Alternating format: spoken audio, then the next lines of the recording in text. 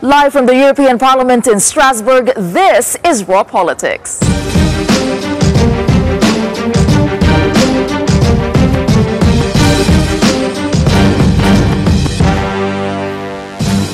Thank you for joining us tonight, and this is what we have on the program for you. Christian Europe. Hungarian Prime Minister Viktor Orbán throws down the gauntlet in European elections, urging voters to reject migration. Catalan anger. Far-right protesters send a message to Spanish leader Pedro Sanchez a day before separatist leaders stand trial.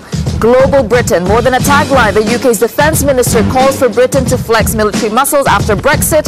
Failed experiment. Finland's basic income experiment made people happier but not employed. And putting the P in politics. A famous Belgian statue gets a makeover for a good cause.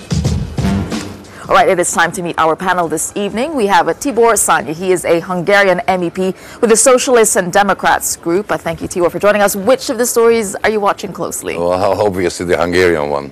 Yes, indeed. The Hungarian one. Also joining us tonight is Tomasz Zdechowski. He's a Czech MEP with the EPP group, the European People's Party here. And what about you? Thank you very much. And I would like to take the first, but all five are very interesting.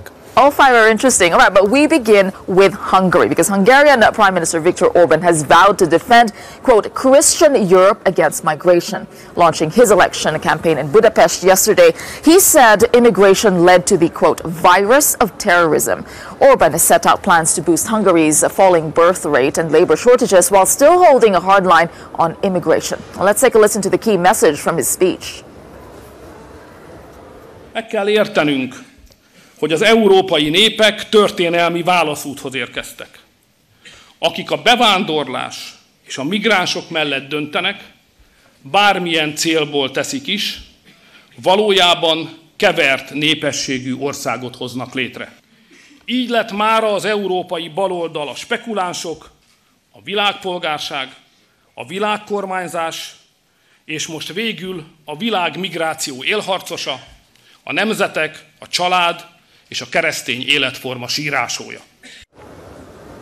As Mr. Orbán was delivering his speech, protesters gathered for the latest of a series of rallies against the government, and more than 2,000 people met outside the presidential palace and blocked one of the main bridges to the Danube River. All right, let's talk about this. Viktor Orbán there saying he's framing basically the choice between what he called pro-immigration Brussels bureaucrats and sovereign nations defending tradition and Christian Europe, as he would say. Okay, is this a real battle line for European elections, or is this Viktor Orbán's vision? I'll start with you.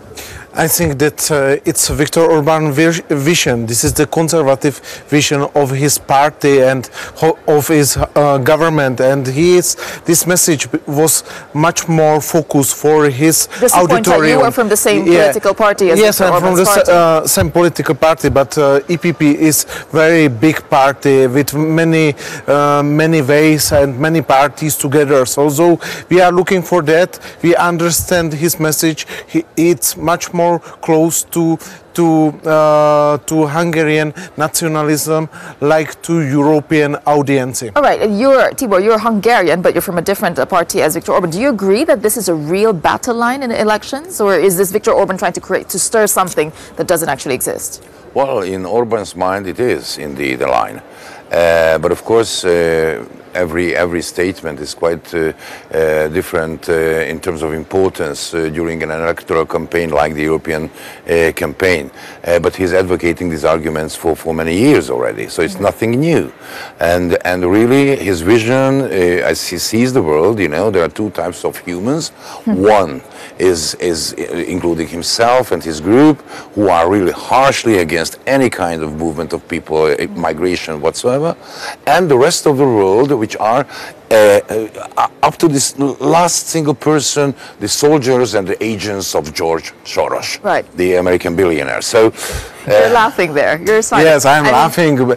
I am not very involved in Hungarian politics, but from my perspective, I was looking to his speech, and he was much more speaking about the Christians' values, and he is very focused every time for the family and for family life, for more children, etc. And this is the real problem of the Europe.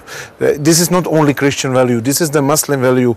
All all people who are religious want to have more and more children. And I think that problem is now in the Western Europe that we don't have here enough children. Also, all right, there's something, there's an undertone here that I want to know if you're comfortable with. Yeah. Do you agree with, you know, when we look at what Viktor Orbán had said, let me quote, he said, those who decide for immigration and migrants for whatever reason in reality are creating mixed race nations. We don't just want numbers, we want Hungarian babies. I mean, where do we draw the line between what is acceptable and what is not? Isn't there an undertone there of a difference, as you say, of us and them, and a racial undertone there?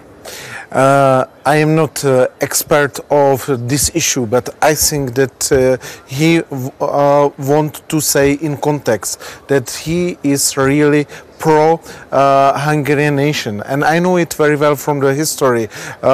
From my view, from the Czech view, the Hungarians are much more nationalist. They are much more oriented to hear that they are really very powerful, still big Hungarians, etc. From my point of view, it's something like much more nationalistic, okay. But I'm not agree with all. But you were drawing the line between Christian values and, you know, and I think that we need politics what are conservative. Okay. Conservative. Also, they are much more focused for the value. In Brussels and many times in Socialist Party, we have colleagues who are focused for liberals value and for some Tibor, do you agree with what he's saying?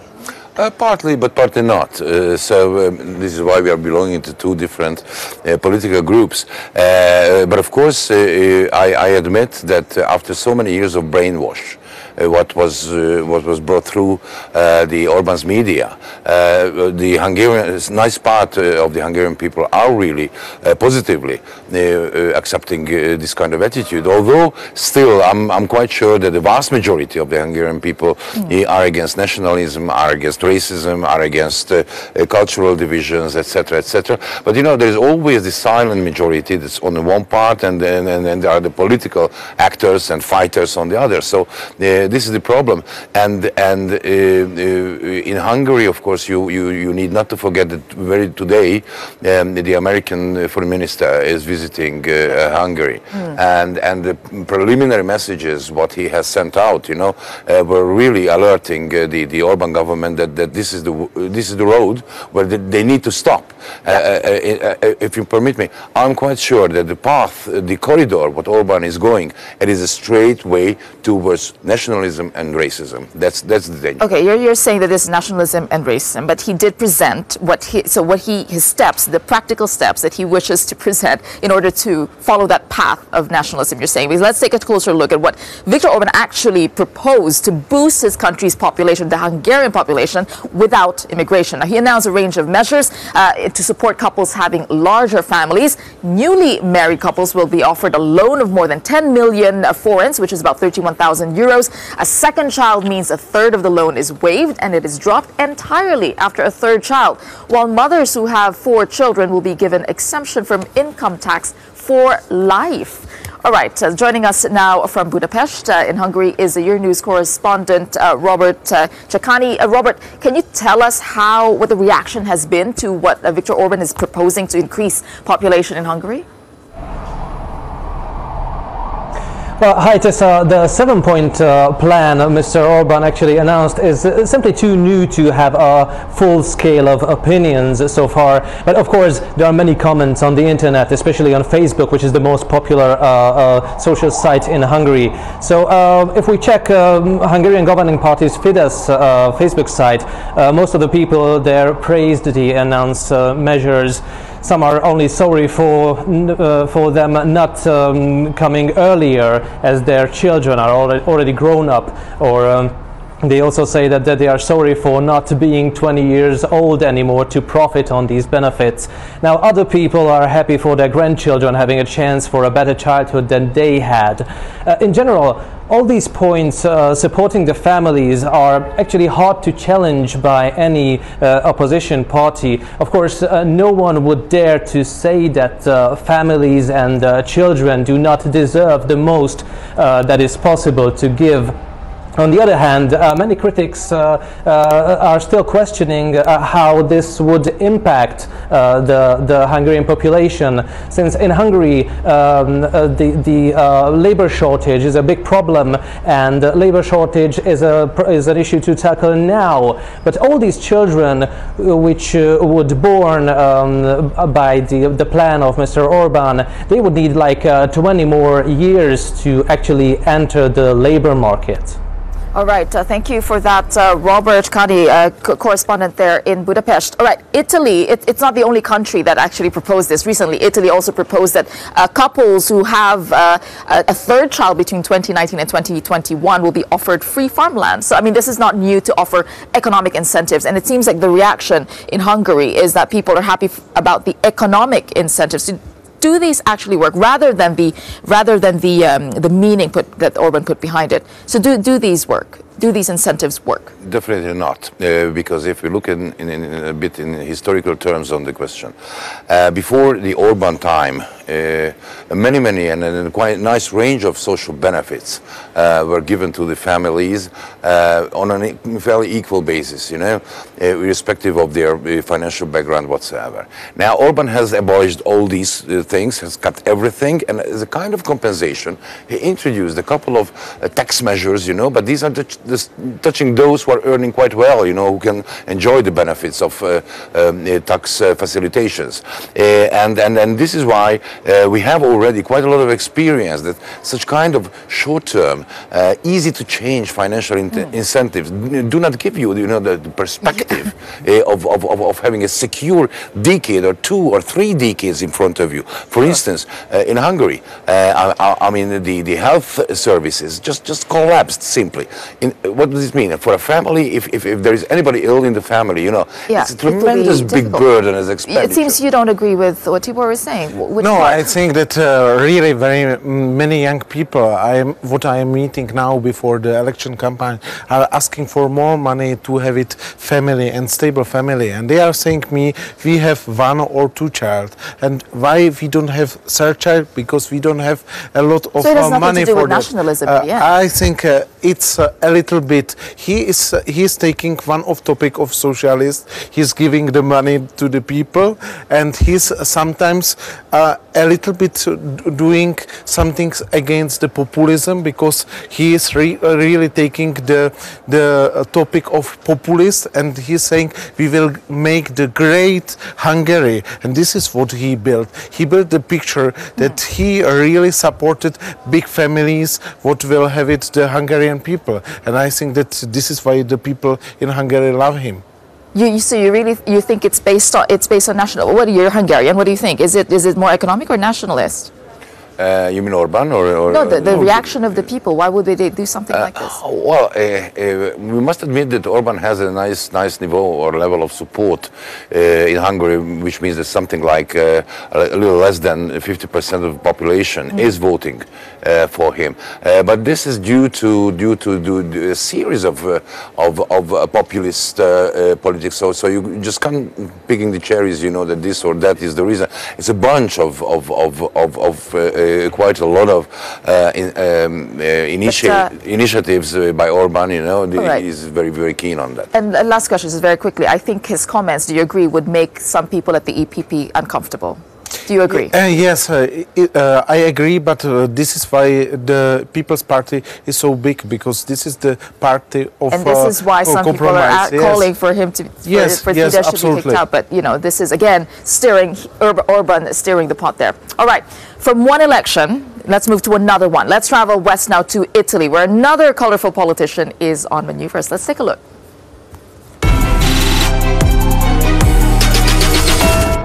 Oh, mamma mia.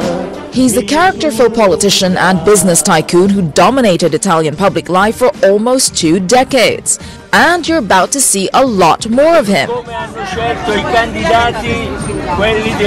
As Silvio Berlusconi gears up to stand at the European Parliament elections this spring, he's been spotted helping out a friend.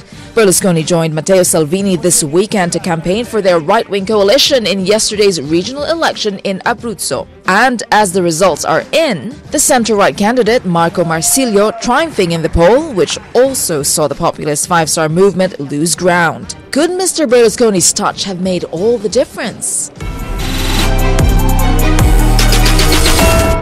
Do you think Silvio Berlusconi still has a magic touch? Just very quickly. You do? I think so. I think so. I met him 2 years ago, and he's still very charismatic, and he can play with you very good game. He is really a very good actor, and he play very well the theater. Staying power is pretty impressive, isn't it? Fading away, he is not a man of the future. Well, there you go. All right. Well, as you have heard, that things are really heating up ahead of the European elections. Maybe we've had that entire discussion about Hungary and what politicians are saying. But here at Euronews, we are ready for it, because tomorrow marks 100 days till you will be able to cast your vote. And we're kicking it off with a special coverage you won't want to miss. Tune in tomorrow at 6 p.m. CET for a special World Politics election primer. And we will talk to insiders, dissect the major election themes, and dig into the latest data. So do tune in, join us tomorrow at 6 p.m. CET on Euronews. All right, let us go to Madrid now, where tens of thousands of people took to the streets to protest the government's handling of the Catalan question. Now, supporters of the Spanish conservative and centrist parties rejected Prime Minister Pedro Sanchez's decision to engage in talks with the separatists, saying that it amounted to treason. A landmark trial of 12 separatist leaders who were behind the failed bid for regional independence in 2017 is due to begin tomorrow morning. So let's take a listen to Pedro Sánchez and what he had to say yesterday. Que lo que estoy haciendo ahora como presidente del gobierno, siempre respetando la Constitución, es resolver una crisis de Estado que contribuyó el Partido Popular a agravar cuando estuvieron en el gobierno durante los últimos 7 años. Por tanto, sí, el Gobierno de España trabaja por la unidad de España, y trabajar por la unidad de España significa unir a los españoles y no enfrentarlos como están haciendo las derechas en la Plaza de Colón hoy. And joining me now to discuss this is Catalan MEP Ramon Tremosa, who sits with the ALDE group, and joining us also is our political editor, Darren McCaffrey.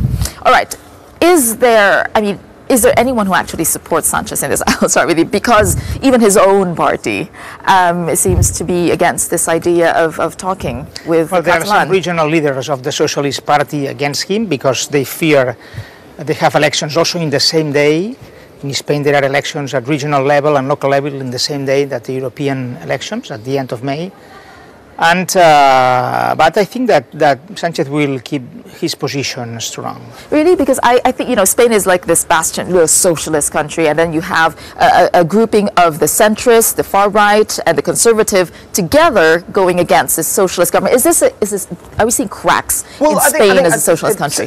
Sanchez is he's stuck between a rock and a hard place in many ways, and drawn by both sides. Clearly the Catalonians, in order to maintain their support, his position within power, need to be given this process in which they're allowed to at least feel that they're on a road to another referendum, a legitimate referendum that could lead to independence. But at the same time, he is under strain from some within his own party, but also the opposition parties who were playing on this sense of a united Spain. And we saw in Andalusia, in that regional election just a couple of weeks ago, who did very well in that election, surprisingly well? Vox. Who were they? A party that's only just existed for a couple of years, and they did well in part because of they take a very hard line on Catalonia. And they're aiming for the European elections as well, Vox. And did Sanchez absolutely miscalculate this? He says that... No, I think not, because what is peculiar is to see a demonstration and protest against political dialogue.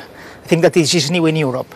And also it's quite peculiar in Europe to see some supposed liberal parties like Ciudadanos and its leader Albert Rivera side by side with far-right Le Pen Friends Vox party. And there are a lot of candidates of Ciudadanos asking for this agreement after the local elections in so many cities and regions in Spain. So this will be the new normal in Spain. It's pretty funny to see. But wouldn't you say that actually, when you look at what Sanchez's position is in all of this, is it sustainable? Because at some point he can't hold the two sides He can't keep promising, oh, there'll be a referendum, while at the same time the opposition party is demanding that that's not. But didn't he say independence is not even on the table? So what is the point? Self-determination referendum. Okay. We always have been very clear.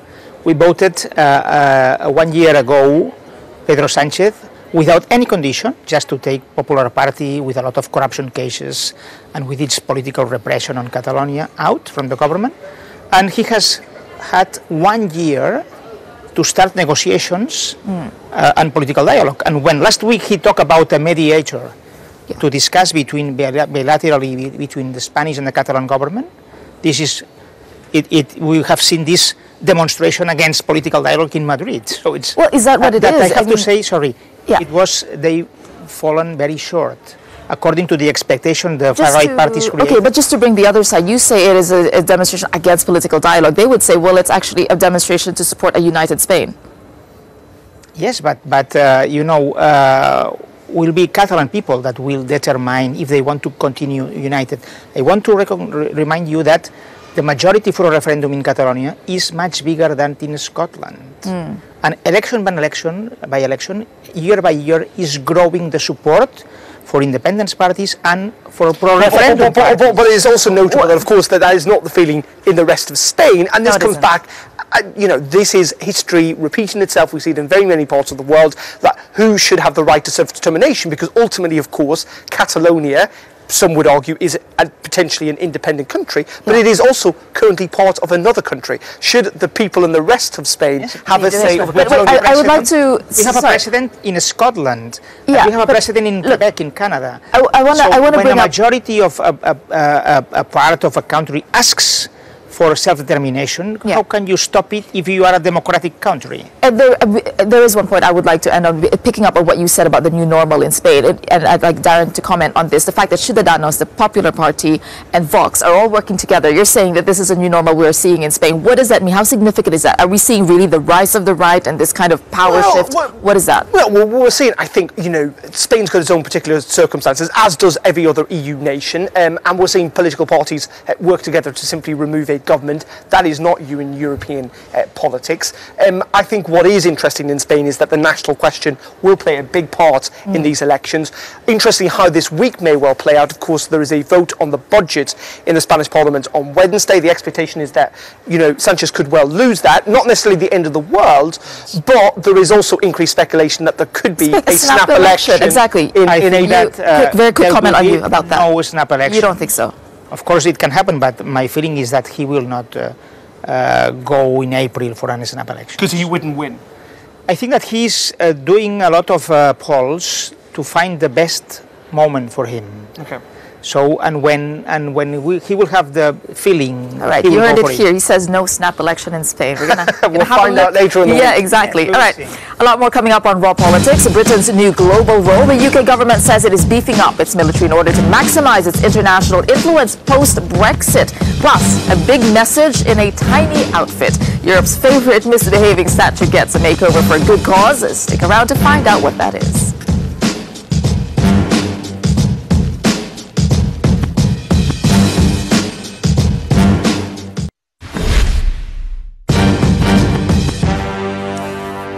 Welcome back to Raw Politics. Well, as the UK readies for its exit from the EU, a new dawn for British military might is on the horizon. Today, the Defence Minister Gavin Williamson laid out his vision for the country's military ambitions, calling for a, quote, global Britain to defend interests abroad and to enhance the lethality of its forces. Here is what he had to say. It is my belief that Britain has its greatest opportunity in 50 years to redefine our role. As we leave the European Union and the world changing so rapidly, it is up to us to seize the opportunities that Brexit brings. We will build new alliances, rekindle old ones, and most importantly, make it clear that we are the country that will act when required. All right, joining me now to discuss this is British MEP Claire Moody, who sits with the S&D group, and we have Jared Batten. He's the leader of the UKIP party and the Europe of Freedom and Nations group as well. All right, we're talking about global Britain and superpower. Is the UK in denial and living in the past? Who would like to start? Yes. Our armed forces have been depleted and run down systematically over the last, 10 years or more. We now have the lowest numbers in the British Army. There's the least investment. It's stretched to breaking point. I think we have to have a root and branch reassessment of what the armed forces are for, and they have to be about protecting our national interests. I've read the things that the Defence Minister has said. They sound fine. But of course he's overlooking the fact that we are going to be subsumed into the EU's military ambitions and this mythical EU army, which is actually going to become a reality under permanent structured cooperation. Well, under the your Defence Minister sounds very confident about... well, he does, but my golden rule of politics is listen to what people say, watch what they do, because actions are more important. And Mrs May has already said that we have to be part of the security treaty that she wants to negotiate. We're already signed up to PESCO, Permanent Structured Cooperation, and our armed forces are being integrated into the EU's defence identity for years. Well, Claire, you're disagreeing. You were shaking your head. Which part? I was shaking my head to the latter part of what Gerard was talking about in terms of the factual accuracy of what's happening in the EU, never mind anywhere else. But I'm deeply frustrated by Gavin Williamson as a Secretary of State for Defence for the UK. He loves using this rhetoric, he loves ramping up, talking about, kind of boys and toys in an MOD sense. The reality is we're not even going to meet the 82,000 target for the Army in 2020.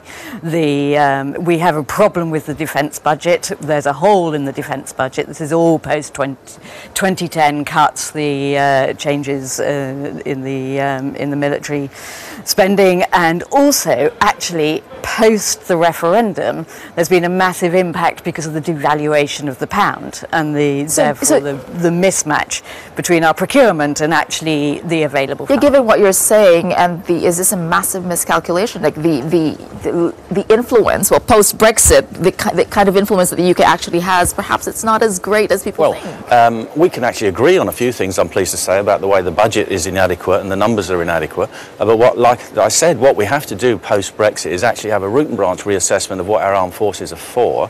We shouldn't be part of the EU's military ambitions, but neither should we be sucked into foreign adventures on behalf of the USA or anybody else. Unless do you think Britain can go it alone? Well, what do you mean by go it alone?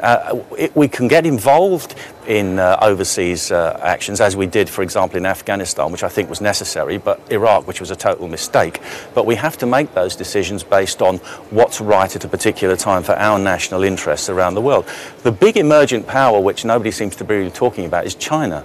I saw one of the things that Gavin Williams said is that we're going to send our aircraft carrier to the South China Sea because South China is making territorial expansionist moves there and actually building artificial islands and things. China's got 5 aircraft carriers and I believe is building 5 more. So the idea that we can send a massive gunboat down there and have some influence on the Chinese, I think is fairly laughable. Yeah, Claire, you were going to say something. I mean, in terms of influence of the UK. I think you made the point earlier about the lack of honesty. Is there enough honesty in this? And no, there is not enough honesty about our position in the world, because we actually amplified our role in the world by our membership of the EU, and actually we are now having to deal with that. But maybe the consequences of the undermining of our global reputation through what has been happening with Brexit. And it's not just Brexit itself, but it's also the utter mishandling of any negotiations through this process as well. So we actually have we have disadvantaged ourselves on the world stage. That's in a defence context and our defence Where we're going to disagree on this point, I'm afraid, is we amplified our strength by being part of NATO, which was, a voluntary defence organisation, which is precisely why we shouldn't be part of the EU's defence ambitions, because that is actually compromising NATO, and it's compromising our security. Together. Please let me finish. And it's compromising our security arrangements in the Five Eyes, and this is where we should be concentrating on, not getting ourselves subsumed into the EU's military ambitions, and it does plan to have its own army. I was here on the Security and Defence Committee from 2004 to 2009, and I can tell you that it's a long, gradual process through common procurement, common command and control structures, common secure communication systems. They are gradually bringing the armed forces considering how difficult it is to create one armed force. Yeah, well, Claire, it's considering how you said it was difficult to, procurement. You're talking about that. I don't know, how do you explain the UK being able to do this on its own? I mean, I think I'd like to update the Security and Defence position, because I'm currently Vice Chair of the Security and Defence Committee, so I outright you on that one, Gerald. The point being that we are taking ourselves, we're endangering our involvement in the European Defence Fund, which has an enhancing role of our own defence industry capacity.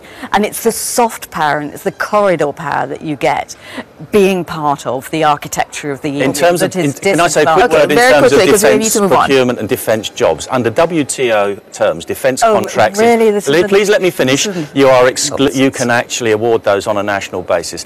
Under the EU procurement, please let me finish, Claire. I didn't interrupt you. But under the EU procurement directive, then you can only buy nationally if you can prove a national interest is being threatened, a security interest is being threatened. Around ships procurement. Well, defence. UK decision. Defence. This is just one of the many issues that the UK will have to fix post-Brexit. And okay, this is definitely a decisive week for Brexit. It's supposed to be a decisive week, but anticipated vote actually for Valentine's Day is not getting a lot of love from UK Prime Minister Theresa May. And all that and more in tonight's Brexit Brief.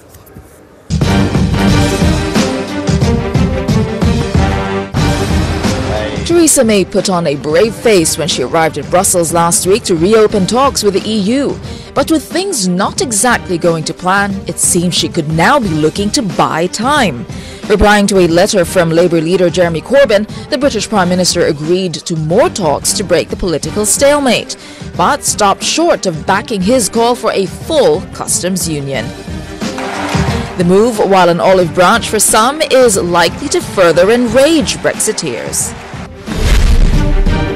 Meanwhile, that second all-important Brexit vote has been delayed again, prompting MPs to accuse the Prime Minister of running down the clock ahead of the UK's departure. Originally scheduled for Thursday, the new deadline is now expected to be February 27. So, what can we expect in its place? Well, far from a Valentine's Day showdown, a series of amendments will be put forward, including one from Labour, which hopes to force a binding deadline for that decisive vote. Okay, which of those are you most interested in? You're watching very closely. Go ahead. I think the idea that we need that binding deadline. Right. When we need it soon. Theresa May seems she's running down the clock. She's running down the clock and she's trying to blackmail MPs by going, look, you do this or you do have no deal. And it's an unacceptable binary choice that she is imposing on Westminster. And what about you, Gerald? Well, I can't figure out whether she's totally incompetent or whether she has a cunning plan, and I don't think we're going to find out until pretty close to the 29th of March. The whole thing's a mess. But the only reason it's a mess is because we have a government and a House of Commons that doesn't really want to leave the European Union and is doing everything they can to thwart it. In fact, the only thing that me and Jeremy Corbyn had in common for the last 40-odd years was we both wanted to leave the EU, and now he's changed his mind and he doesn't really want to leave the EU. Well, there you go. In terms of Theresa May, though, she's got amazing staying power. All right, coming up on World Politics, what makes people in the world's happiest country even happier? A basic income, apparently. The initial results of Finland's social security experiment are in, but despite some positive results, can it really be called a success? Find out why.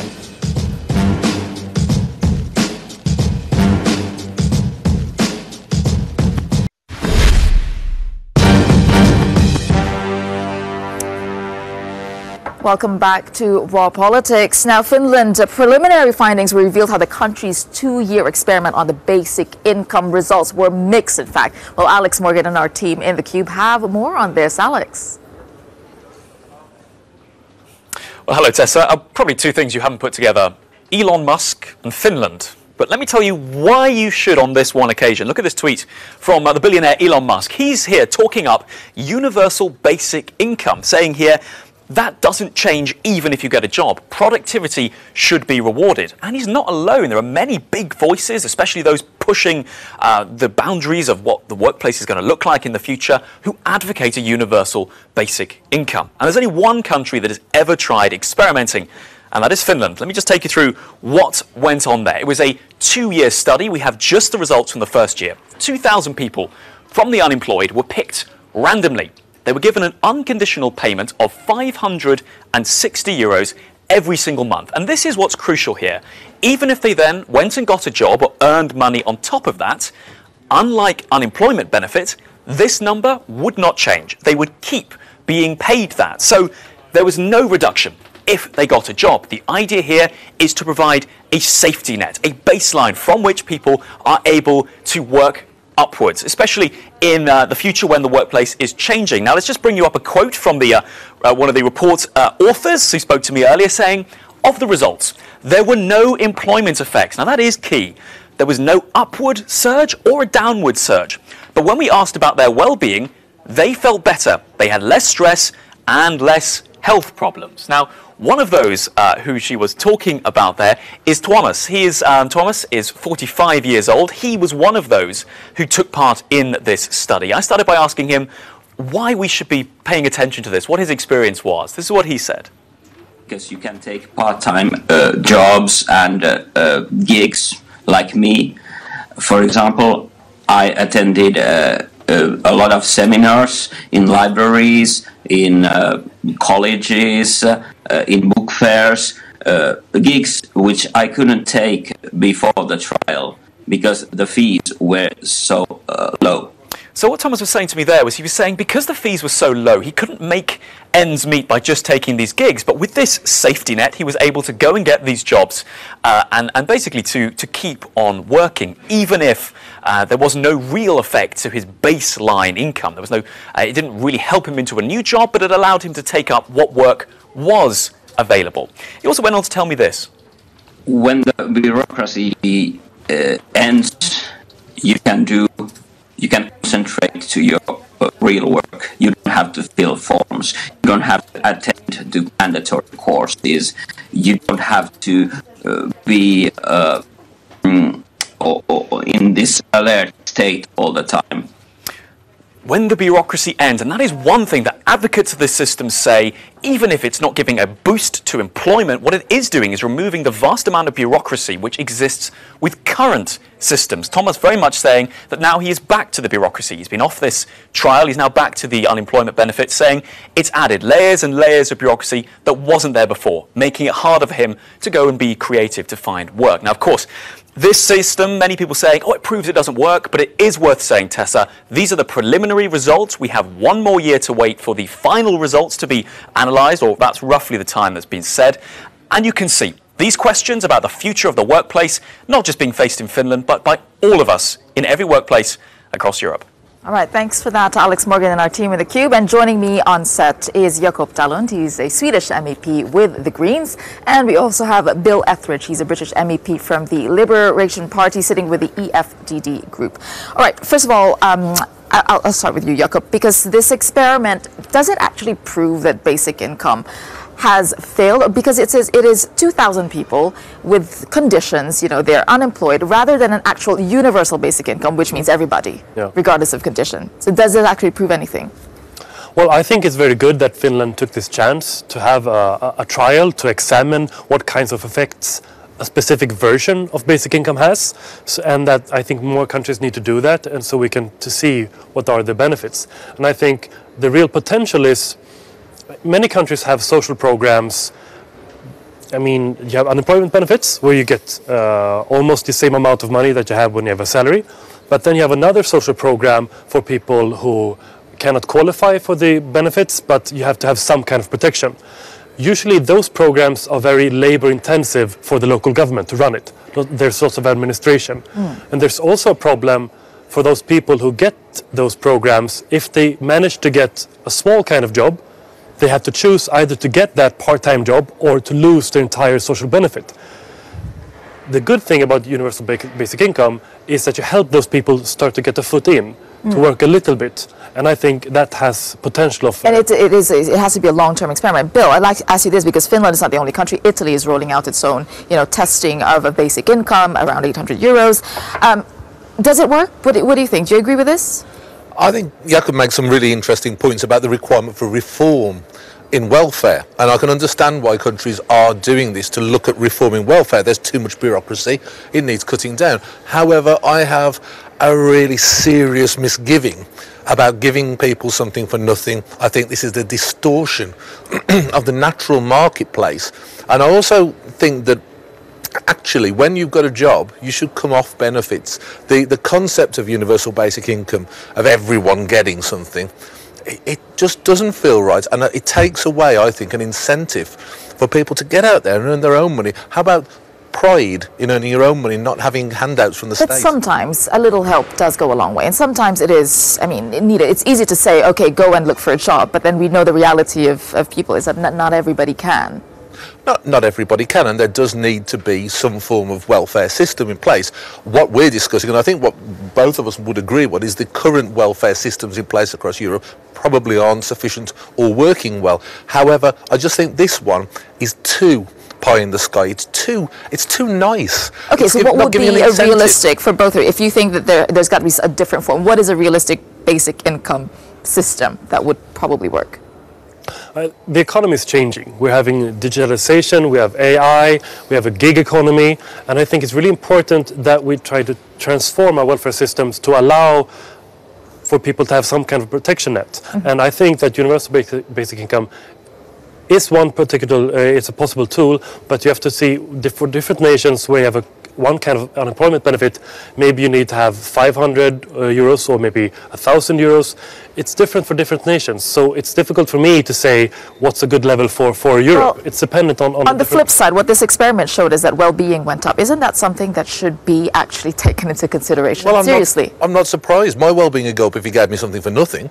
You know, this is not. Yeah, but isn't that good for social cohesion? Isn't that good? It's not the role, in my opinion, of the state to concern itself with people's well-being. The state is there to facilitate employment by allowing industry and business to grow, and to make sure there is a safety net for the very weakest in society. I'd like to see benefits stripped right down so that you only get help when you actually need it. If you're really someone who could work and you're just not doing it because you don't think it's good enough for you, I'm sorry, that's not good enough. All right, I mean, what's interesting is that basic income is getting some traction in discussions around the world, in fact. All right, let's change gear now and turn to a very Belgian way of celebrating Europe's public services. Let's take a look.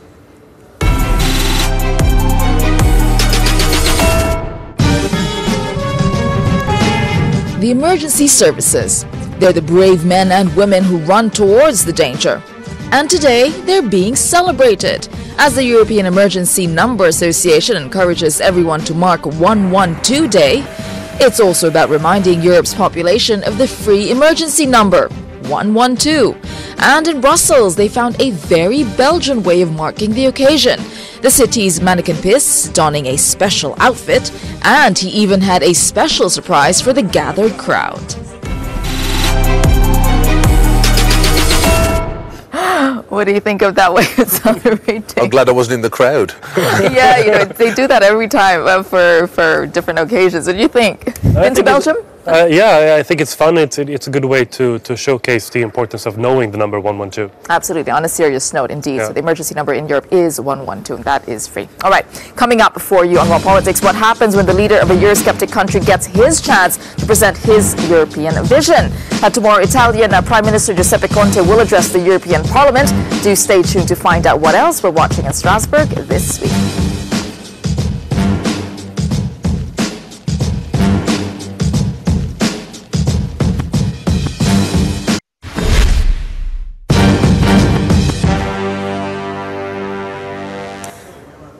Welcome back to Strasbourg, where there's a lot happening this week. From natural disasters to animal transportation, here is Strasbourg in 60.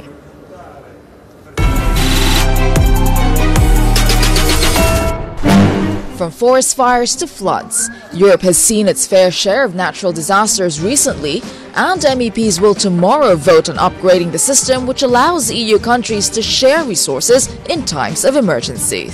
On Wednesday, it'll be Italian Prime Minister Giuseppe Conte's turn to share his vision of Europe with MEPs here in Strasbourg. This could be a spiky one in the wake of the diplomatic spat between France and Italy. On Thursday, MEPs turned their attention to the ill treatment of animals in transportation. They will be discussing ways to improve conditions and put pressure on member states to enforce EU rules. And Brexit. MEPs will also vote on plans to deal with the UK leaving the EU without a deal. They'll be considering measures to allow airlines and freight firms to continue operating in the event of a no deal. All right, joining us for this panel is Euronews political editor Dan McCaffrey, and back with me is Swedish MEP Jakob Dalund. All right, which of the stories are you watching closely, Dan? I think it has to be Giuseppe Conte. The Italian Prime Minister is here. I think interesting for several points. First of all, given, as you say, where we are with Italian relations, not least of all with the French, quite a difficult place at the moment. With France withdrawing its ambassador last week, and in some ways it is getting worse because there's arguments about the Lyon-Turin railway line and about the merger between two shipping companies. But also, it's not just that. You know, Conte's coming here with a message that we've heard from a whole range of different people, but he wants to shake Europe up.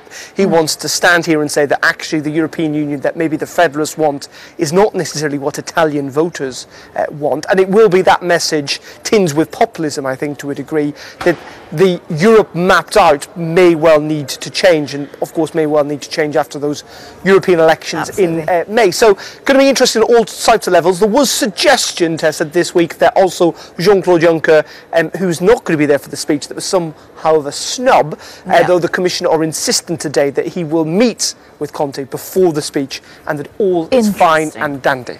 Aha, that's what they will say, right? And Jakob, which one are you watching?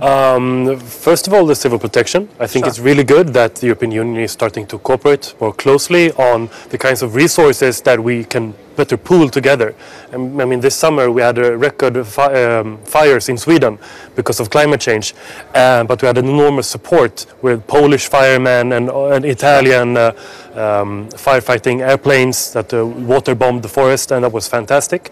But we need to have a better regulation for how we cooperate and pool our resources together. Yeah, because what happened with Sweden, it's a small country, and you need a lot of help from the European Union. And given the fact that we're expecting a lot more of these natural disasters, I think even climate change skeptics and deniers cannot deny the fact that the climate is changing, and we are seeing more extreme weather events. The last couple of years has proven that. Also, I think interesting the Brexit stuff. Yes, absolutely. Not least of all because no deal still remains a possibility. But even they're trying to get it out the table. But even no deal itself can be managed to a degree. Right. You know, there is fear, of course, that planes will stop flying, that food won't be able to be transported, and the European Union will need to take measures, this is the start of it, where there will be small individual deals done on individual sectors for time-limited periods in the event of no deal, so that planes do start to continue flight, that medicine can still move. So this week is in some ways preparation week for no deal Brexit. I know, we're really getting close to that date. It's time's ticking. All right, it is time for tonight's raw moment. It comes from last night's BAFTA Film Awards, where celebrities just could not help themselves but get political. Let's take a look. A film without music is like Laurel without Hardy, it's Queen without Freddie Mercury, it's Britain without Europe. Costume design is a critical component of any great film. Yeah, you have to be able to create something that has painstaking historical accuracy, which is particularly difficult in a country that's reinventing its past to justify Brexit. This film could not have been made without France. The people in France who believed in this film, that helped this film to finance this film. And what can I say, at this time, we need Europe more than ever. I mean, Brexit is one of those things that really infiltrated daily life, don't you think? Like, especially in Europe now. Yeah, and I will actually be responsible for negotiating the temporary treaty on aviation between the European Union and the UK. And it's really horrendous how little preparation there actually has been for either no deal scenario or even a deal scenario. Yeah, but you're right, though. It's a constant reminder, and that BAFTA footage of just how Britain is a divided country. It's a bit. I was talking to some Americans in Paris the other night. They endlessly talk about Trump. British people at the moment endlessly talk about Brexit. So do we, seemingly. But what many people will think, what many British people will tell, a bit like the Americans told Hollywood actors and the lovies at the BAFTAs, is essentially to stay out of politics because they're a liberal bunch, the Brexiteers would say, and they know nothing. So they should keep their mouths shut. But clearly, you know what, the arts, they rely on orphan European Union funding. And so, of course, they're concerned about Brexit and a bit no deal Brexit. Absolutely. All right. Thank you for joining us tonight, and join us again tomorrow, same time, same place. Have a good evening.